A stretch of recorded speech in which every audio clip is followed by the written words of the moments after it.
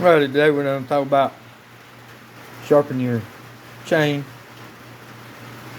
I have a round file, a marker, a flat file, and a 2-in-1 sharpener. And I'm going to show you the technique that I use. And the best way that I found to keep a chainsaw sharp is to sharpen it before it gets dull. And I'm going to go over this and show you what I do here, and I'll be sharpening the chain on the 550 here. Okay, what I use the marker for is if I don't have a colored link like I have here, what I'll do is I'll just take and mark like the top of the tooth. That'll help you there. And that way you know. But you'll be sharpening this here and the top of the tooth. So you want to have the right size file. I see a lot of people using too small of a file, especially when a chain is brand new. It'll be hard to get it first, especially the first couple times you sharpen it. It'll be hard to get it through there, and a lot of people will think they got too big of a file. But as you can see here, you want that file to come up to that top of that tooth. Because if you're not sharpening the top of this tooth, you're not going to have a sharp chain. Now this 2-in-1 sharpener, it sharpens and takes your drag links down at the same time. Whereas if you're just using a round file, you might have to come back every 4 or 5 times, 6 times that you're sharpening and take them down with your little flat file. Now on your round file, you put it in here. Some teeth will have, chains will have lines to show you the angle, but I always try to go by the angle of the tooth, and then when I give it a stroke, I'll look right in here at my cutter and see what I'm doing. And also I'm kind of twisting my file as I come in there.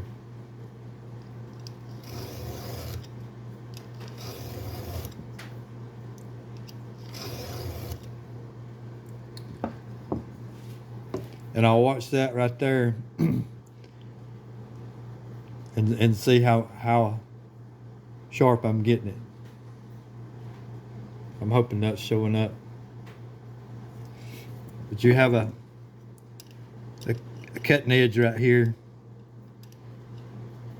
And I always do as many strokes as it takes to get that to where I hit that whole cutting edge and see it turn shiny.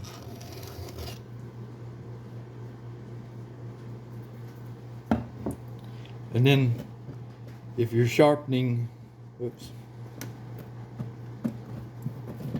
sharpening with with a round file, every so often you'll have to come back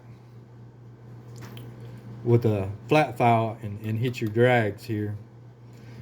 And it's a lot easier to do it from the side that you're sharpening with your round file, and then when you do the other side, go back around and do the other ones from that way. That way, and I just kind of hold the tooth right here and come across it like that. Normally about 2 or 3 will take them down enough. If you get them too low, then your chain's gonna chatter in the wood. Like I say, if you try to do this one that the tooth is backwards on, you can tell how it wants to kind of jump there. And then this 2-in-1 is pretty neat. Just set it in there. See if I can show you here. Set it in there like that. And it's going to be taking your drags down and everything at the same time.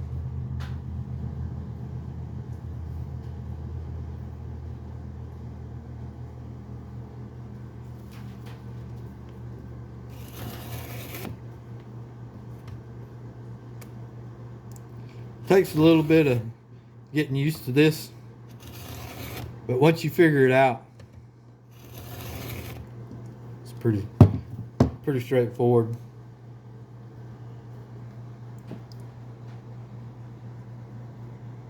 See if it'll focus here. There it goes. See that right there? Give enough strokes so you see that whole cutting edge. You get that whole cutting edge. And you want to make sure if you're using a round file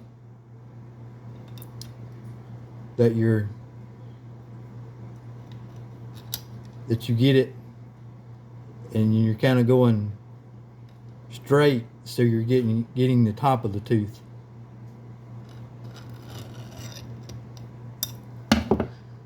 But that's about all I got to show you on that. There's plenty of other videos on sharpening chains out there, but I hadn't heard nobody else say anything about keeping one sharp is the best way to have a sharp chain. Like, I go cut a load of wood, even though my saw is still cutting good, after that load of wood, I'll take and come back and hit them and then keep it sharp. And once you do it several times, you'll get good at it, and you know it won't take 2 minutes to just to go through and hit them and keep it sharp. So hope that helps someone out. Thanks for watching.